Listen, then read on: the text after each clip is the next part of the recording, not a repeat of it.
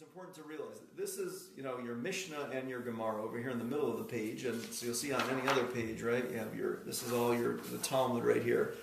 On the inside of the page is Rashi. Okay, Rashi is one of our main commentaries on the Talmud. So right here, this is Rashi's commentary. Okay, and right here is Rashi's commentary. Right here, and then on the other side is what's called Tosfos. Tosfos is a bunch of other commentaries who as well made their different comments on the Talmud. And they're on the other side of the of the page. So just important to realize every single time you always know Rashi's on the inside and they're on the outside. Just a quick story, by the way. You'll appreciate. I actually share this with my students because they're starting now in Chumash to learn about Rashi. So I just shared it with them. It's actually an amazing story about Rashi. Right? Rashi's parents were. Rashi stands for two different things. Rashi stands for, one thing is Reb Shlomo Yitzchaki. His name was Shlomo, and his father's name was Yitzchak. So Rashi, Reish Shin Yud, is Reb Shlomo Yitzchaki. The other thing it stands for is Rabban Shel Yisrael, which is Rabban, our rabbi of Yisrael, of all the Jewish people. I mean, he was the great leader of the Jewish people. He was known during his time as like literally the big rabbi. The story about that his father, he was a big jeweler, and he had this sapphire, and it was a special sapphire that was part of his his collection. At one point, the king wanted, as part of his new idol that he was going to have so the king requested. He went to Reb Yitzchak, as he was known. He went to Reb Yitzchak and he told him, he said, "Listen, I want to please buy this sapphire off you. I know you have this. I'll give you $1,000." And he said, no, can do. I'm not gonna sell it. He said 2,000, 3,000, and kept going. And he said, no, I'm not gonna sell it for it's gonna be part of the idol. I'm not gonna sell it. So basically, the king was going to take him and have him brought there and probably have him killed or whatever it was. So he said, Yitzchaki said, I'll come with you on the trip, on this boat ride to the king, and I'll come. And to make a long story short, basically, he came with him on the boat ride, and he kept trying to make it like exciting, enticing with the person who he was with to tell him that he would want to see the sapphire. So at a certain point, he was like so enticed by it. He was so, can I please see it? And he showed it to him, and then basically what occurred is Rabbi Yitzchaki faked dropping the sapphire out of his hand, and that it fell into the river. Now we're talking, in those times, we're talking millions of dollars over here, what I'm saying? Like, this is basically all his money's gone, he has nothing right now. So he comes to the king, and the king's all upset at him, and, how'd you lose it? He's upset at the other guy, why'd you ask for it? He's upset at everyone. And he goes home then, the king gives him a little bit of money to go home, but he's all, and so the way the story goes, they say that then it was known. They say that somebody came back to his house and that Eliyahu Navi was there. And Eliyahu Navi told him that, you see, because of this, Hashem is going to reward you. And they were childless for many years. And suddenly then they had a child. And their child's name, they named him Shlomo. And he became Rashi. They were following the Torah, whatever, not using it for an idol, and that's what. But he was one of our great rabbis, and he started off by telling us that we're going to discuss the three different forms of what's called a kinyan, which is acquiring a form of acquisition. There are things in the Torah that are different forms of what's called acquisition, and it says that a woman, ha'isha niknis v'shalosh drachim, says that a woman is acquired in three ways. So this is talking about the marriage of a man and a wife. And we'll see in a moment, we'll just read a few lines over here for a minute, and we'll see them, and we'll discuss just the points over here, what's going on. It says, V'kona es asma, she acquires herself b'shtei derachim, in two different ways. And the Mishnah is now going to tell us what are the three ways that a woman can acquire herself. So it says, niknas, kesef, b'shtar, u'b'biyah, that woman is acquired with kesef, which is money, with shtar, which is a document, and with bia, which is marital relations.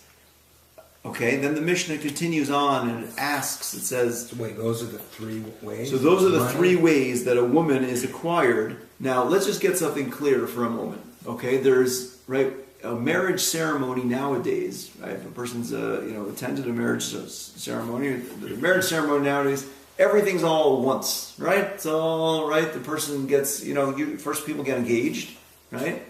Now, and then they get married, right? Whether it's a few months later or a year or whatever it is, I'm saying then they get married, and everything takes place. What we call the two aspects of marriage all take place during the marriage ceremony, the wedding, when they have, and then that's it. They're not, that during the olden days, let's just call it, the engagement process was very different than our engagement process now. Our engagement process now doesn't have much halachic validity, in the sense that it's not that you're really, obviously, we say hopefully the person's engaged, they're staying engaged, and they're not, but unfortunately but there's not much halachic validity in that.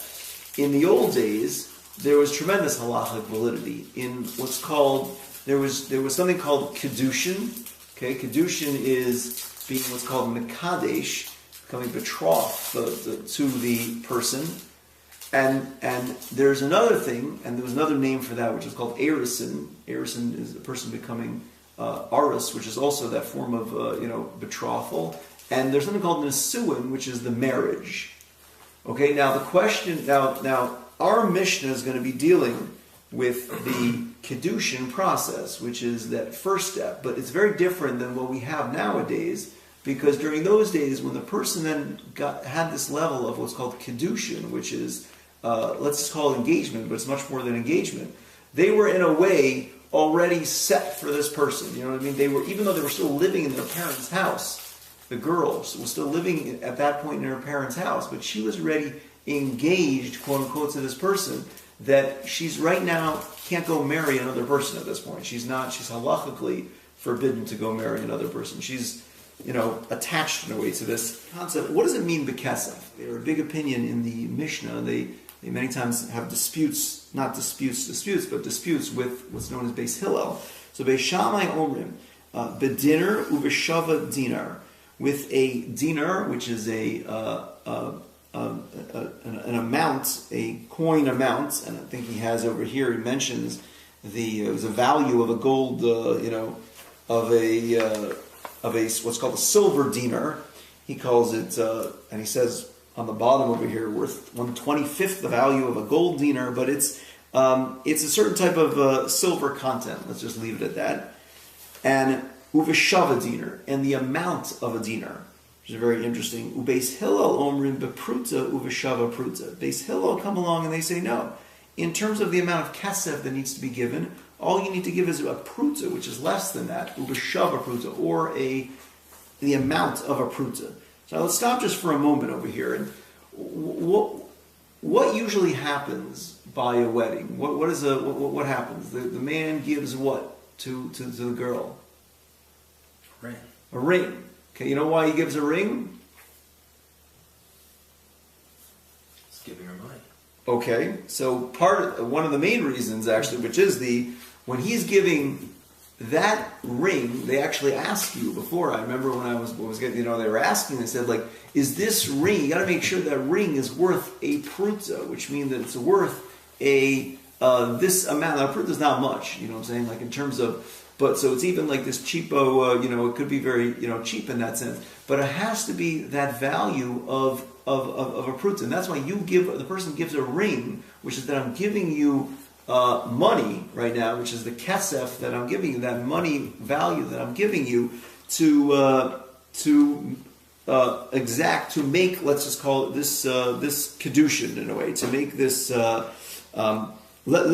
There's actually a Rashi. Very interesting. He starts. He says the words mafarish bebraisa, which means that it's explained in a brisa. Brisa is a mishnah, which was it wasn't recorded in the official mishnahs, but it says. The Gemara, it says, no sin la kesef or shava kesef. Let's say if a person gives to a lady kesef, which is money, or shava kesef, or the value of money.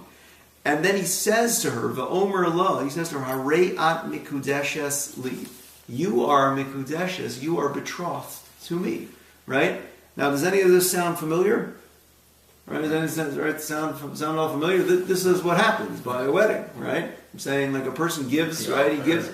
Right. So he gives the ring, and as he's giving the ring, then he says these words. Right. This is part of the marriage ceremony, right over here. Now then it describes what happens if a person would give a shtar. A shtar would be if you give this document. Okay, so you give her this. So you write it on what's called, it says kosiv la al hanir. You write it on this piece of paper. He says, af al pi, even though she'eno shava pruta, even though the paper is not worth the value of a pruta, which is this value of money.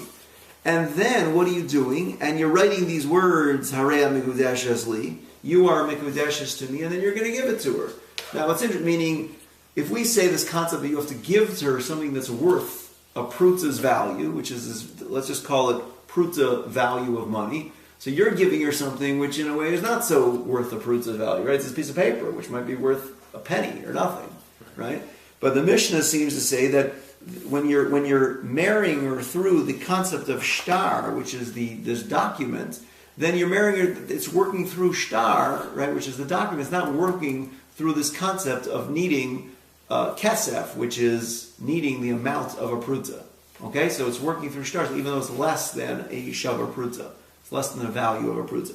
And then it says if a person's doing it through marital relations, it says as well, the person, performs that, and then it says iskachili as well. They say these words that marry me through this, these relations. So the Mishnah, let's just do 2 more lines of the Mishnah, or 3 more lines, and then we'll discuss them. Echad mishmona be'isser haitalki, which is actually 1/8 of the Italian Isser. It was a type of coin, which is an Italian coin. So I guess that's what people were familiar with during that time. That's why the Mishnah is mentioning that over here. But the Mishnah is actually discussing, meaning because we know that we usually follow like Beis Hillel's opinions. That's why we want to get a little more clarity, I guess, into what the pruta itself is, because the pruta, we're saying Beis Hillel holds like the pruta, so we want to get a little more clarity into what that is. So therefore, we give the specifics in terms of what that pruta is. The Mishnah then goes on and says, "V'kones atzma," she acquires herself beget uvemisas haba, which means through either a get is a bill of divorce, or with misas haba, with the death of the husband, which means to say that how is she got into this marriage 3 ways, and she gets in a way out of the marriage in 2 ways, right? One of those ways is through what's called a get, which is a divorce, and the other way is an official document. It's written on what's called a shtar, which is the whole document and the whole process, and a misas haba, which is the death of the husband. Now, interesting to note, by the way, the Mishnah never says additional points, right? So does anyone have any thoughts over here? Why does the Mishnah, if I ask you a question, right? Everything, when we always look at a Mishnah, you have to always analyze and say, like, well, does anything look extra over here? So, even at this point, let's just stop for a moment and think, does anything look extra in this Mishnah? Is there anything that you say, like, I don't know, looks a little like not so necessary, or not so, why does that need to be? Meaning, because it's like the Torah, it is the Torah, I'm saying, but it's like the Torah, we analyze a Chumash and say, hey, Hashem didn't write any extra. So it's in the Mishnah. The Mishnah doesn't have any extra. So if anything is extra, right, that we think to ourselves, if I would have written one thing, I wouldn't have needed to write the other. So what do you say? Why say that she acquires herself by his death? He's gone. There's no longer a partner. And why? I would say, why put that in there? So that's interesting. I mean, Todd's got an interesting point. I mean, why altogether does it need to? Meaning, you say that's what we call pasha. That's obvious. Right. You say if he's dead, that's obvious. So I don't know. Maybe I might say. Anyone have any thoughts on that? I'm sure there are other cultures where you're still tied to the spouse. So cultures where you throw yourself in the fire. So different cultures have different. Meaning, maybe, how do we know necessarily if a person, let's say, A was married to this woman, right? He was married to the woman. Now suddenly he's dead. Is she suddenly totally at this point like free to go marry someone else? No. Or do you think, I don't know, maybe, meaning maybe you'll need a get, right? Maybe I understand that in a situation, a regular situation, okay, the person wants to get divorced, they have a get. right? But now the person dies. So is it like, boom, you're free? Or do we say maybe, well, he's dead, I understand you don't have a husband anymore, but that doesn't mean you're free. It is, and however many years, and suddenly then they have no children. And at that point, he dies. Okay? The man dies. So she was married to her. I'm sorry, she, was married to him, and she had no children with him.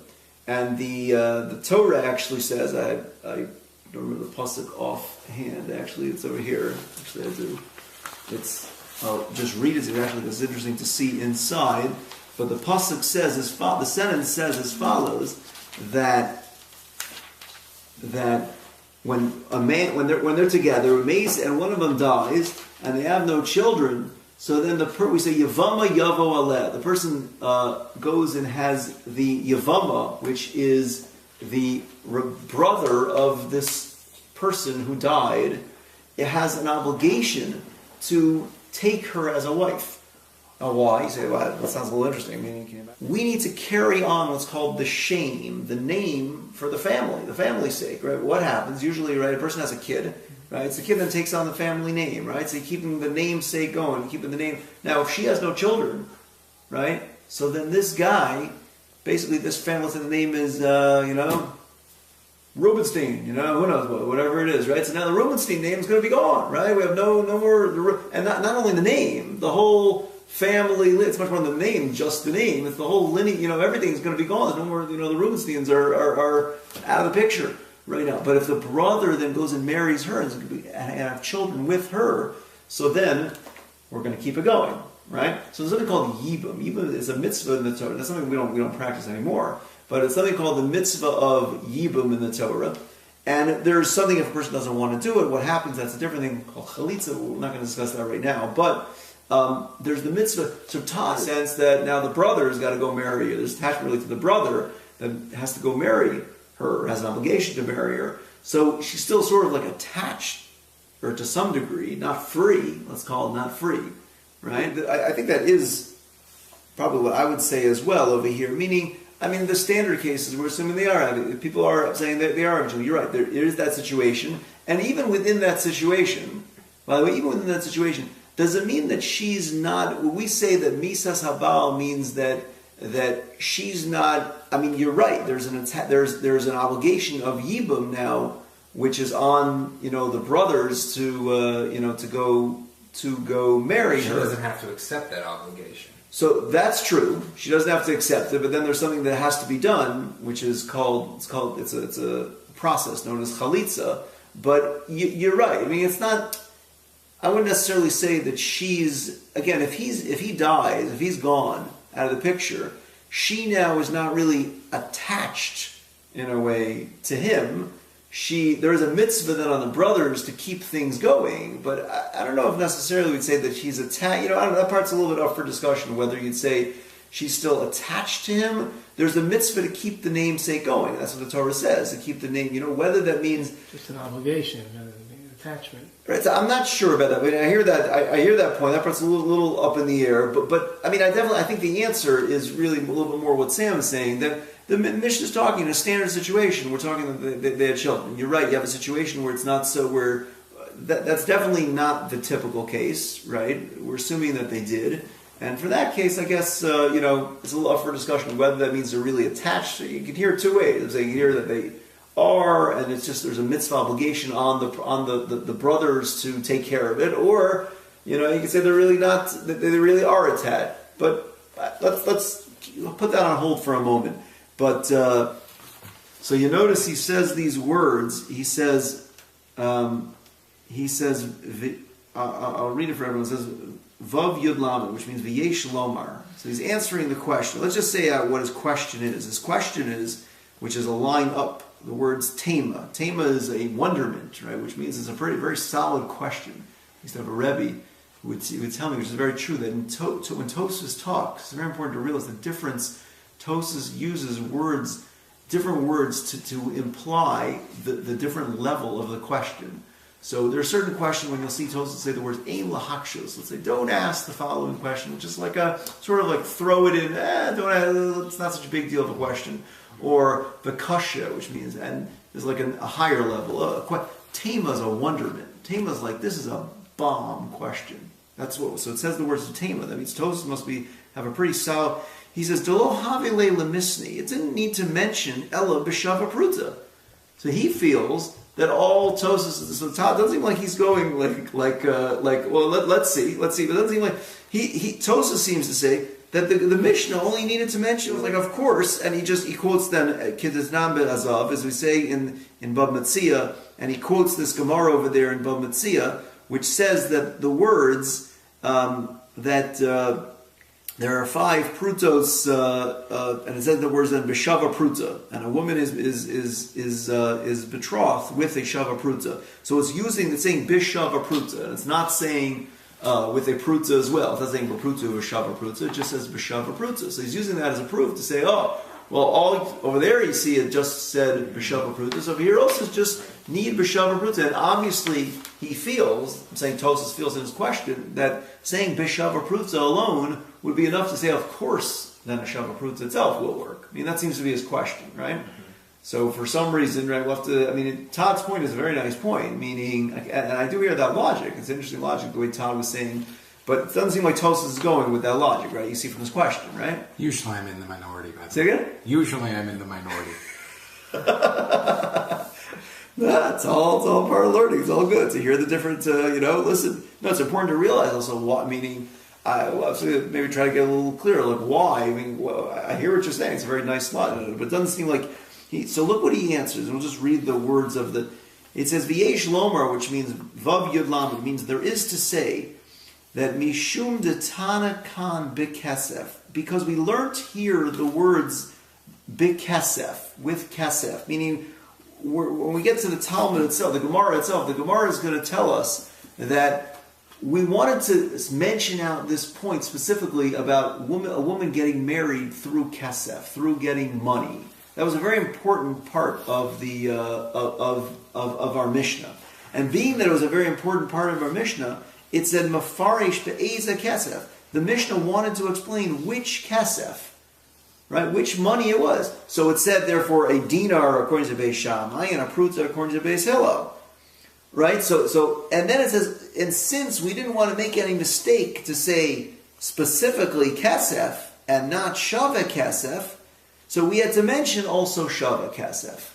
Right? So it sounds like he's answering both. Right? He's answering both things. Right? Why? If you ask me why if it just said shava kesef, why wouldn't that be enough? So the answer to that is because we wanted to specifically mention kesef, and once we mentioned kesef, we wanted to explain that it was specifically talking about that dinar and the pruta. Next time but let's just get. I don't know what the hour's getting, but let's just a few more minutes over here to get into the Gemara itself over here, just to see at least the first question. The Gemara at this point starts discussing very much. It gets a little bit technical, but like in terms of the wording of the Mishnah. So we'll just do that first question. We'll try to see a Rashi over there, and maybe we'll end off with that. I don't want to get too late for anyone over here. So the Gemara starts off. It says Ha'isha niknas, right, which means that the woman is acquired in 3 ways, right? So we're on the Gemara, right? See where it says the Gimel and the Mem. So the Gemara says the first question is, Mai shna hacha? What is the difference over here? Detani ha'isha niknas, that here it mentions ha'isha niknas, the woman is acquired. Umai shna hasam, and what's the difference over there? And we'll discuss for a moment what over there is, which is the first Mishnah in the second parak, second chapter. Detani ha'ish makadesh, that it says the man betroths. Okay, meaning to say, let's first think what is he asking? Okay, before we even go any further, and so there's the second chapter, the first Mishnah in the second chapter says that a man is able to betroth a woman, him and what's called his shliach, his representative, his agent. Okay, so that means to say there's a very big concept in Allah, but Rashi points out what this question is. He says, "Umay shna hasam." What's the difference over there? So he says, where's that? You might say, okay, you're going to look and say, well, what's this talking about? Well, he tells you, Beperik Sheni, in the second chapter, right? Which is on Mem Aleph, which is 41a. Ditana, that it learned over there, Ha'ish Mekadesh Bo Ubashlucha, which means that a man is able to betroth, do Kedushin, to a lady, and a man's Shliach, which is his agent, is able to perform the Kedushin, right? Which is a whole topic in and of itself. We're not going to discuss that right now, but it says, Nisni Hacha Ha'isha Miskadeshes. Mention over here, Ha'isha Miskadeshes. The woman should have the act of betrothal, whatever the exact English word for that, will become betrothed. That same wording of Kedushin, which was mentioned in the second chapter, should be used over here as well. In the first chapter, let's keep Kedushin, and let's make it that is, so what we want to keep things synonymous, as much similar as possible, right? Now, that is the Gemara's question, or what the Gemara feels. The question is right now at this point. Now, what would you say? And we'll end off with this part because again I don't want to get to.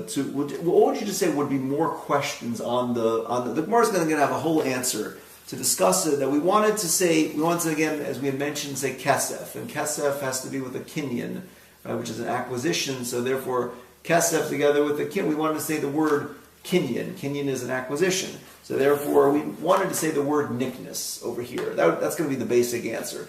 But what's going to be another question on that? So now let's say we understand why it has to say kinyan here in our Mishnah.